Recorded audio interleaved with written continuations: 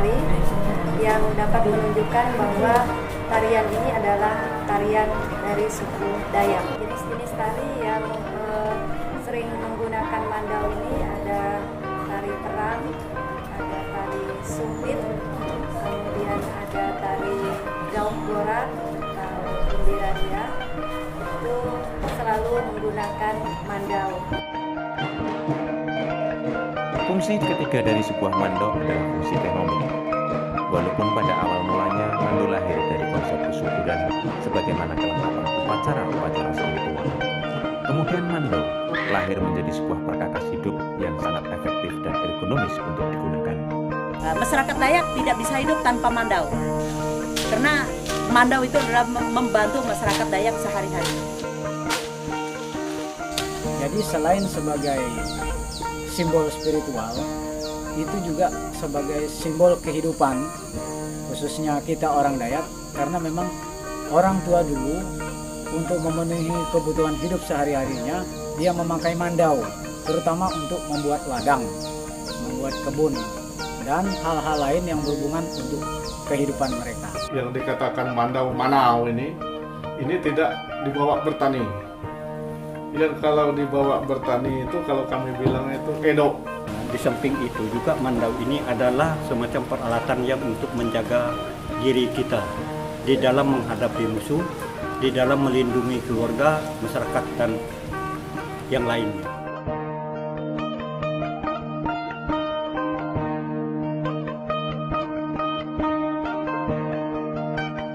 Sebagai bangsa pewaris budaya yang penuh makna tersebut, oleh karena itu menjadi kewajiban seluruh lapisan masyarakat yang selaras dengan program-program pemerintah untuk melestarikan karya besar tersebut. Di zaman modern ini, makanya pada kesempatan ini mandau ini masih tetap saya pakai sampai sekarang, karena ini sepertinya tadi satu budaya yang memang sudah melekat, satu peralatan dan budaya yang sudah melekat dengan diri kita sampai kapanpun, modern apapun, kemajuan apapun yang masuk di daerah tanah Dayak ini, kita tidak akan meninggalkan yang namanya mandau ini, karena yang namanya sudah membudaya, yang namanya sudah peralatan dari nenek moyang kita, ya kita lestarikan sampai sekarang.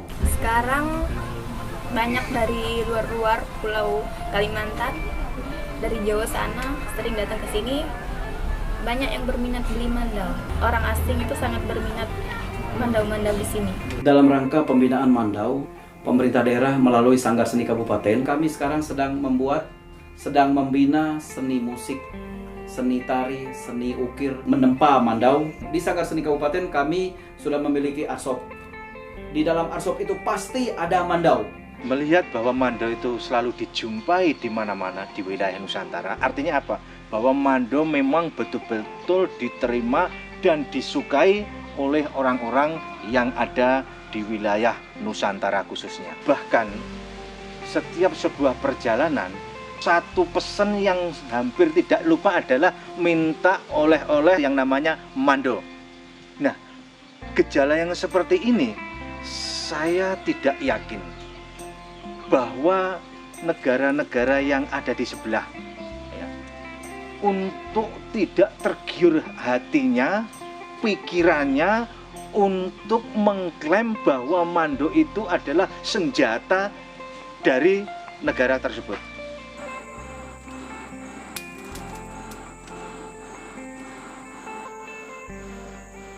Misteri teknologi logam yang diwariskan oleh nenek moyang perlu dikaji dan dilestarikan, sehingga dapat digunakan sebagai modal dasar penciptaan karya-karya masterpiece yang senantiasa dapat lahir sepanjang zaman. Bahwa mandau batu, saya katakan yakin, bahkan hakul yakin bahwa mandau batu itu tidak hanya sekedar dongeng, mitos ataupun kabar burung, tapi itu betul-betul ada mandau batu. Pertama, orang dulu kan besi belum ada. Jadi mau tidak mau orang bikin dari batu.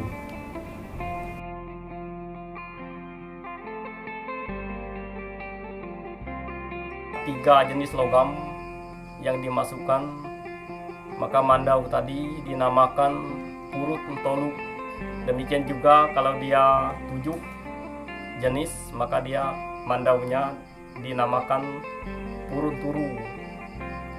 Bahkan dalam cerita Panglima Perang Sentawar ini dulu yang bernama Angin Menuyang, dia punya mandau Purut Cahatu atau Purun Jatus, yang berarti satu mata mandau dia itu terbuat dari 100 jenis logam. Supaya besi ini bisa menyatu dengan baik dengan logam-logam lain yang dimasukkan tadi, dia harus memotong ayam hitam.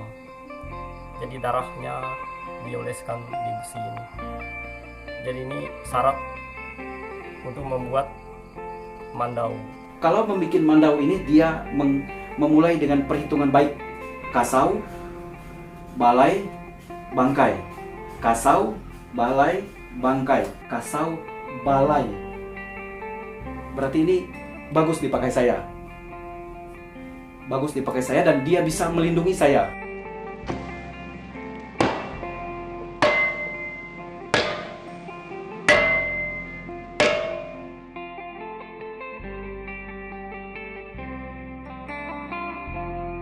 Teknologi Mando Batu adalah pencapaian teknologi yang luar biasa yang belum tentu diketemukan di peta dunia manapun, dan ini menjadi PR yang harus mampu dikuak, yang mampu harus dibuka misteri yang ada di balik Mando Batu oleh para generasi muda. Mudah-mudahan mandau bisa ditetapkan sebagai warisan budaya nasional dan tidak diklaim oleh negara tetangga atau bangsa lain. Harapan kita mandau ini menjadi sebuah budaya nasional kita, karena ini ada identitas orang Kalimantan, khususnya suku Dayak. Mandau orang Dayak jangan sampai diklaim negara tetangga. Agar segera membuat sebuah kebijakan yang tidak bisa ditunda-tunda tentang hak paten daripada mandau. Paguyuban Tosan Aji Sendawar berharap bahwa mandau ini menjadi sebuah salah satu warisan budaya Nusantara yang tidak hanya diakui oleh masyarakat Indonesia, tapi juga oleh masyarakat dunia. Mandau adalah ruh dari suku Dayak Kalimantan, sehingga keberadaannya harus tetap dijaga, harus dipastikan keberlangsungannya, dan satu kata, harus lestari di Kalimantan. Saya berharap generasi muda dapat terus mencintai dan membanggakan Mandau menjadi suatu identitas suku Dayak. Harapan ya jangan sampai ada negara yang bisa mengklaim bahwa Mandau ini adalah kepunyaan mereka, tetapi Mandau ini adalah kepunyaan masyarakat Dayak. Harapan daripada kami, Presidium Dewan Adat Kutai Barat, tetap suku Dayak mempertahankan Mandau, karena ini memang milik dari leluhur kita, turun menurun nenek moyang kita, orang Tunjung Kutai Barat maupun orang Dayak Kutai Barat. Nah, jadi kalau ada bangsa lain bilang ini bukan budaya kita, kita tidak terima. Kita tidak terima itu. Ini betul-betul hak budaya dari turun-menurun orang Dayak. Dan harapan kami juga kepada generasi muda, menggunakan Mandau jangan salah gunakan.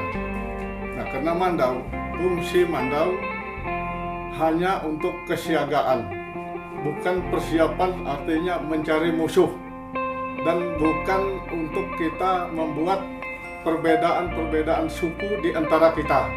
Alangkah bagusnya langsung didaftarkan di UNESCO, dipatenkan bahwa itu adalah simbol asli dari, atau Mandau ini adalah asli dari suku Dayak. Memang ini harus dilestarikan, terutama melalui kepala adat.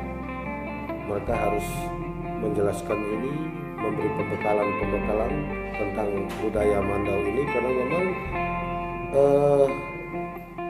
ini keterkaitan dengan kegiatan manusia Dayak, baik itu dia ada masalah, dia bisa dipakai. Karena Mandau itu adalah senjata tradisional kami, maka harus dilestarikan dan harus dijaga dengan baik. Ya, ini mana ini dapat jalan. Jayalah budaya Dayak, jayalah budaya bangsaku, Indonesia.